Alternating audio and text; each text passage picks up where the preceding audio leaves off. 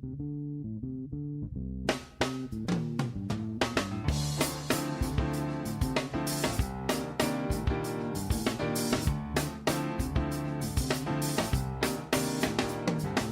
to America's Commercial Real Estate Show, your source for market intel, forecasts, and strategies. Hello, I'm Michael Bull. Thank you for being with us. This segment is brought to you by CommercialAgentSuccess.com. You can cloud access 21 one-hour sessions and get them online anytime, anywhere. Learn more at CommercialAgentSuccess.com. Well, today we're going to talk about the single-tenant net lease investment market. Look, it's been one of the sectors that's always been really interesting to new investors looking for sort of hands-off investments, and also for very experienced investors, especially those who are maybe in their latter years and looking for something to trade into that's safer, that's more hands-off, and so there's a lot of benefits. And then when you look at the market we've been in, you know, the single-tenant net lease market seems to even heat up more in times of volatility. And as everyone knows, these are typically high credit tenants of freestanding buildings that start with very long-term leases.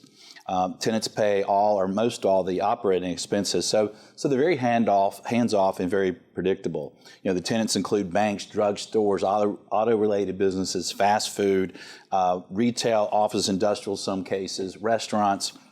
So there's a lot of tenants to think about out there. And the default rates on single-tenant credit properties are just really, really low, which makes it a very interesting market. And so let's see what's going on in the market and get some tips from an expert. Please welcome Nancy Miller. Nancy is a partner with Bull Realty. She's president of the Net Lease Investment Group. Now, she's a very active advisor in the net lease space. She's been doing it for 20 years. Nancy, thanks for joining us. Thank you, Michael. Thanks for having me. Well, Nancy, here we are. It's August 2021, and hopefully the pandemic's on its way out. We'll see. The commercial investment market has really heated up in most all sectors. What are you seeing in the net lease sector?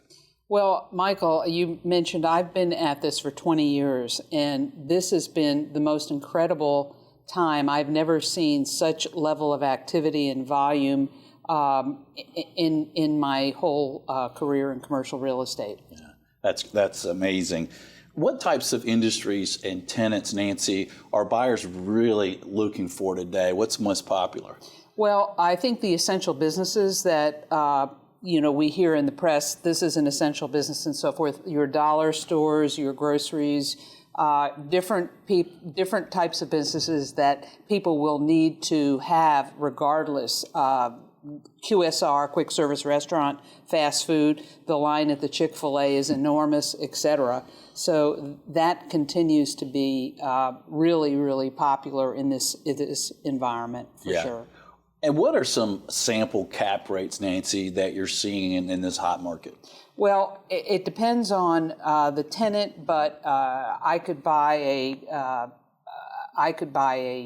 5%, 5.25% dollar store today, where 2 years ago I might have bought it at a 6.5% for the same cap rate for the same lease. Right. And we're seeing that across the board. Low fives typically, so they're down 50 to 75 basis points lower than they would have been pre-pandemic for sure. And it always depends upon the location, the tenant, and the length of the existing lease. So what are some sample closings that you've had recently the audience might find interesting? Well, we've had more and more people are considering shorter leases because they get a little bit better cap rate, but we're having cap rates. We're closing something this week on a ground lease that was a 20-year term. It's now 15 years left on it at a 4.5% cap rate. Wow. We just sold another property that I would have normally, in a normal time, sold probably at about a 7 cap rate. We're going to sell it at about a 6.25 cap rate. And what tenant and years left on lease? In that case, we've got a 10-year tenant. We'll have about 7 years left on it, and it would be a dollar store type tenant. And we just closed on an iLab in South Georgia that went at full ask price, and that was about a 5 1/4, and there were 6 bidders at full price. Right. Yeah. Yeah. I know we just sold a drugstore with a 19-year lease at a 5 cap, and that was the list price. And not only did it bring list price, it had multiple offers. Absolutely. And the buyer paid, the buyer paid any and all costs except for the real estate commission. Right. Absolutely. That really hot market. We've also seen some investors buying these really safe properties like banks, where they're paying these 4 caps and things, but they have long-term leases and great locations. Nancy, are there some geographic areas or states that have more demand than others right now? Yeah, the answer is a lot of folks like tax-free states, Tennessee, for example, Texas, and others. There are about 6 or 7 tax-free states, Florida, of course, and they like those. We have, though, people who say, I don't care so much about that. That's a good thing, but I also want something in a robust area. So we are seeing a tremendous amount of activity in the Carolinas, in Georgia, Tennessee. We're seeing activity in Texas, Florida, Alabama, and usually in the larger cities. South Carolina is blowing up between Charleston and all that's going on there, Chattanooga, Huntsville. There are markets that are just blowing up like crazy, and people love those. Yeah. What about industries or tenants where you see less demand? Are there some buyers that will tell you, hey, we don't like these tenants because of the long-term outlook? Well, another good question, because pre-pandemic I wouldn't have answered this, but during the pandemic we've had tenants that we get pushback on things like swim, athletic, things that in indoor recreational kinds of things, things where there's high contact of people. Also, there's a bit of concern about casual dining. As you know, it's come back some, but part of that is there's an employment issue too. There's not enough people staffing those restaurants, so those restaurants are not at full capacity. Again, we hope that the pandemic is settled down, because casual dining could be a very good sector. We've actually sold this in recent months to Applebee's. Great real estate, long leases. And so the investors are long-term feel that is a good sector, but it will wait and see. I don't know if automotive and so forth over time will be hit or an issue ultimately with investors as well. Yeah, it's interesting you mentioned automotive.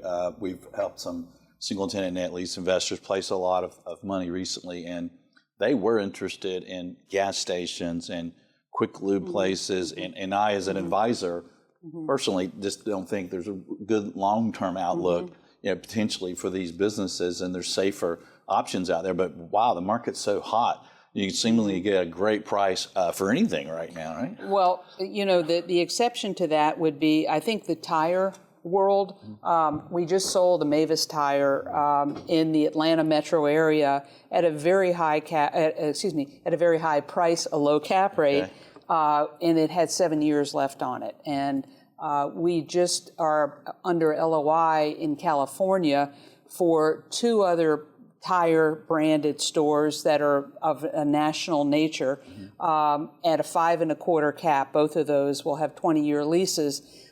They're in good real estate, and they're established as well. And there were about 5 offers on those, and I came with a 1031 buyer who had a lot of cash to put down, and we were able to convince the listing broker that we're the best horse to run with. But that sector, the tire sector, whether we go electric or hybrid or stay with gas, we need tires on our cars. I agree. I like the tire business as well. Nancy, you mentioned a 1031 buyer you're working with.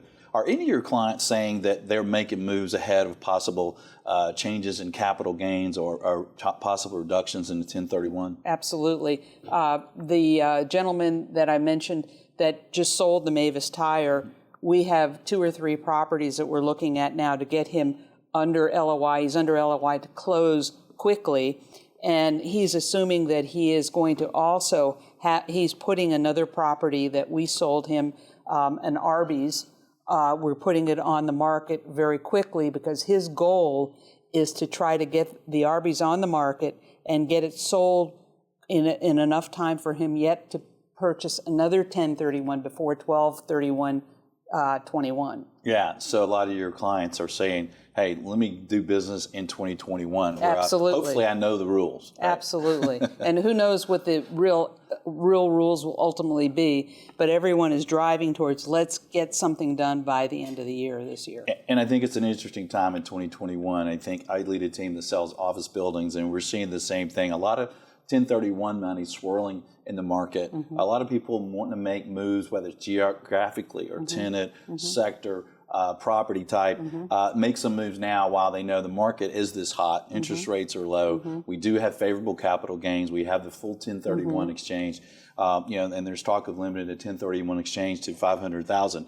So when you think about commercial real estate, that's basically almost taking it out of the picture. I want to ask you, Nancy, about lenders today in the single tenant net lease world. I assume they love the space. What are you seeing for a sample loan to value ratio and interest rates for some of the loans your buyers are closing on?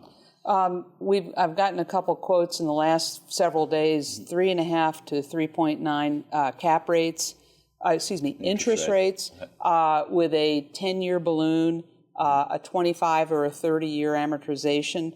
And the loan to value is no more than a 65% LTV. However, the but is that the tenant has got to be a strong tenant, whether it's a franchise or a corporate or regional tenant.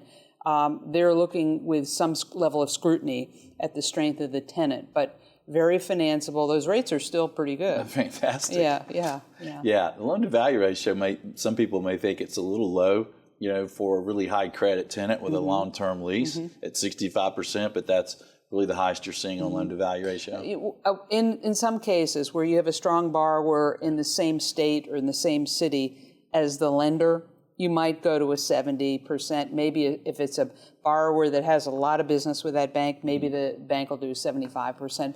But across the board, if I'm buying something in Timbuktu, Missouri, and I want to get financing, it's going to be no more than a 65% LTV. Yeah.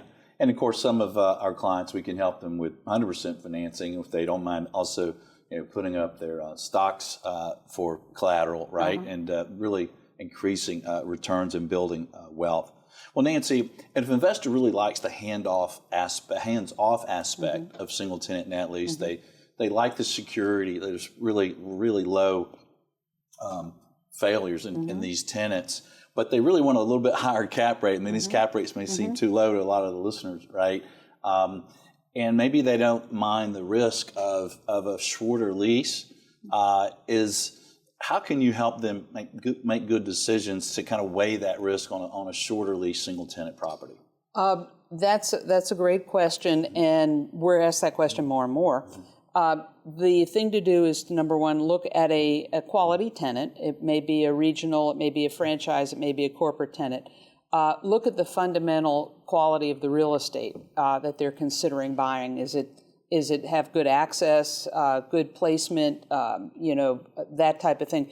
Look at all of that and compare that. For example, there are ways to compare how that property in terms of traffic and demographics compares to other properties that might have just sold that have also shorter term leases. So we can create a confidence level with that buyer that says, hey, it only has 6 years left on it, will they renew? And if we find another similar property over here that has... They did renew, right? Yeah, that they did renew, it could show them. So there's some ways to kind of safeguard a decision.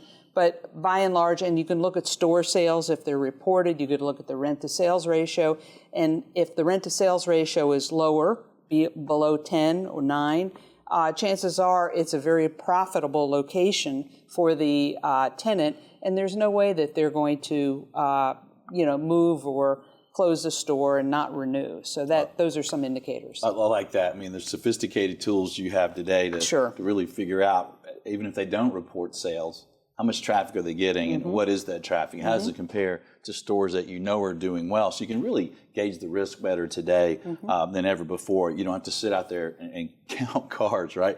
And I like what you said.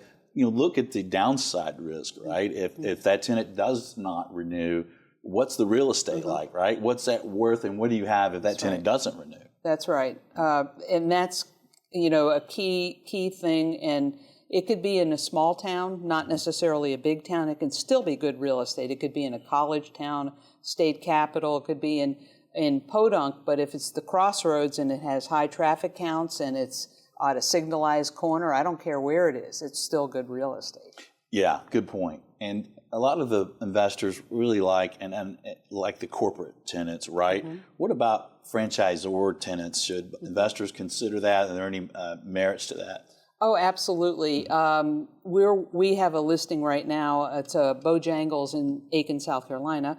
The operator of that Bojangles is the largest Bojangles operator in the country. He owns 92 Bojangles, operates 92, and during COVID, he did not ask for one penny of any rent concession. So you have strong operators like that, and then you go the other extreme. A company called Wynn Foods is the largest franchisee of Wendy's. They're so large, they're on the New York Stock Exchange. So what's wrong with that? That's right. So do you get a little higher return if it's a franchisee tenant versus the corporate tenant? In a typical time, you would, but today, because of the supply and demand, if that franchise location is fundamentally good real estate, I may not see much of a difference at all in cap rate between a corporate and a franchise tenant, so long as that we know that franchisee is solid and they are guaranteeing and they have backing. Yeah. One of the things that is interesting about the single tenant net lease world is that it's really a good investment for first-time buyers, right? Maybe they're a busy doctor, lawyer, what have you, IT person, and they don't really have the time or maybe even the expertise or experience to manage a property. So it's a good investment there. And then it seems like it's a great investment for investors who are very expensive, been in business a long time, and maybe they're trading out of apartments or they're trading out of something that's more risky into these safe investments. What are some tips you would give these buyers who maybe haven't bought 20 single tenant net lease properties? When they're looking and to buy a property, what are some tips for them? Well, I could give you many all day long, but one tip is to work with someone who trades or who knows that specialty, a broker who is involved with net lease properties. Secondly, what I would do is if you see something that you like in the market today, if I were to show you a property today and you like the fundamentals of that property, chances are other people are looking at that property today as well. So I would say don't be afraid of making an offer and getting in the game, because if you don't, I can assure you that if it's that good of a property in 3 or 4 days from now in the current market, it probably will be spoken for. And so I think those are some of don't be afraid to jump in the pool right away or you'll miss some things. And also be creative about, you talked about shorter leases and you talked about different ways to improve a cap rate. Don't be afraid to look at those alternative strategies.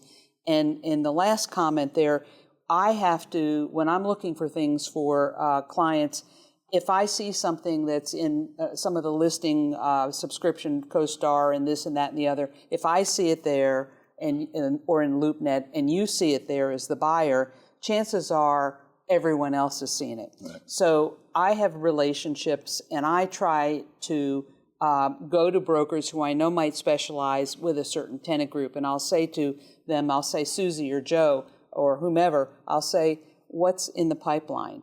And tell me what's coming up. And right now, we have a Dollar General that we did that very thing because they were out of Dollar Generals for what this buyer wanted. I called the broker who I knew was the market maker there, and that broker had something that will be done in October. We contracted with them in June for something that won't have a CO to be ready to sell in October. So we waited that path, and he's doing a 1031 exchange, but we waited and we knew where to go to find that. Yeah.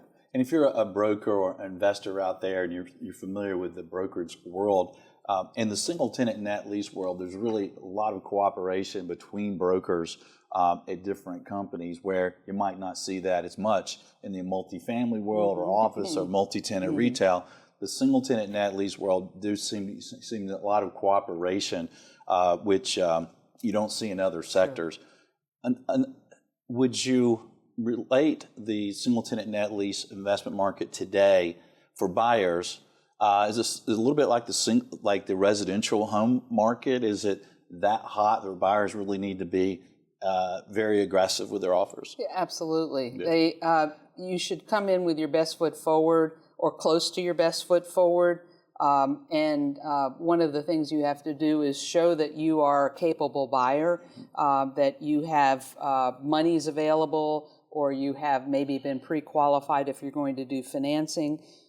If you're doing a 1031 exchange, we always say don't make an offer unless what we call your down leg has hard earnest money on it. So the property you're selling is the earnest money hard on that, because otherwise the broker we're trying to negotiate with will blow you off and say, okay, see ya.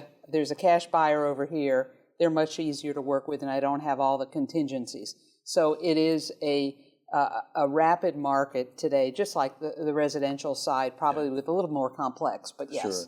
Sure. And in the multifamily investment world and some of the other sectors, we're even seeing hard earnest money day one. You see anything like that in the single tenant world? I have a deal that I'm getting the contract signed today, where we had multiple offers, and they kept raising their offers along the way. And the seller, our client, said, I'll tell them that we're going to have $10,000 in non-refundable earnest money up front.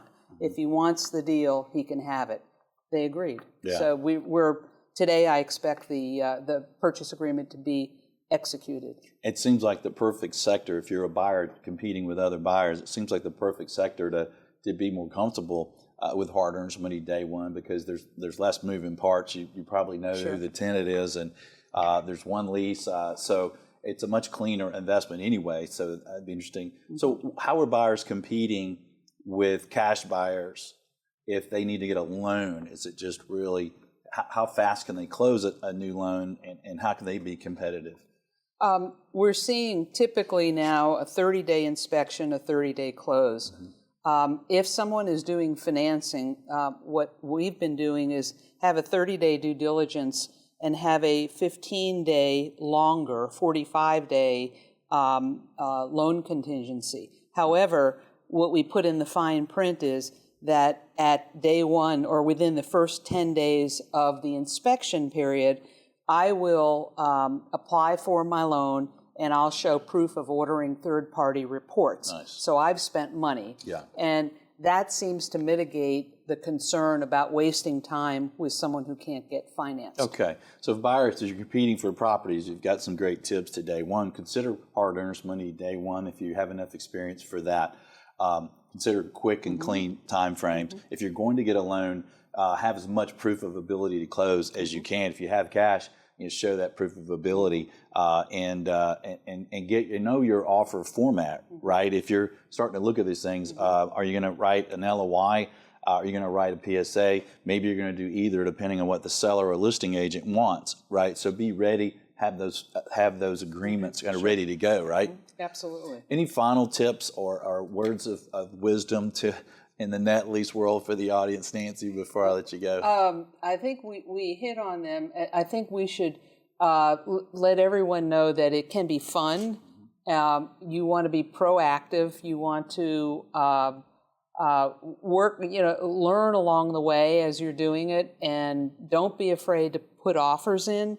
And let it be something that it's a diversification strategy that takes the heat off of you. As you earlier mentioned, it's a very passive way to have protected income for the long term. So, and I would say work with a broker who has experience in the sector, because that broker is going to open the doors for you today that are locked to most people. Yeah. All right. A good point. And I'd add that 2021, I think, is a fantastic year to consider diversifying your portfolio. Maybe consider taking some chips off the table while interest rates are low, while we know we have the full 1031, that money is swirling in the market, and we know the capital gains are low. Most people think that capital gains will go up. If there's a limitation on the 1031, it could be a very different market down the road. So look at your portfolio today and look at some options. A broker like Nancy or somebody in the specialty in your space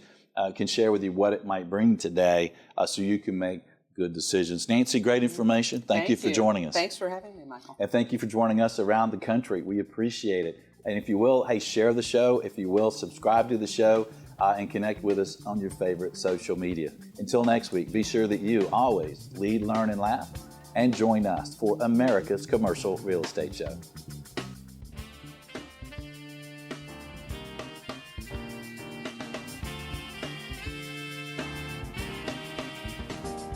America's Commercial Real Estate Show is brought to you by Buxton. Take leasing, site selection, and due diligence to the next level. Make the right decisions with on-demand mobile data. Visit buxtonco.com. By Bull Realty. For proven commercial real estate asset and occupancy solutions, contact me. My email is michael@bullrealty.com. By Commercial Agent Success. Expert-level commercial real estate broker training. Cloud Access 1, up to 21 one-hour videos. Visit commercialagentsuccess.com. Thank you for reviewing, subscribing, and sharing America's Commercial Real Estate Show.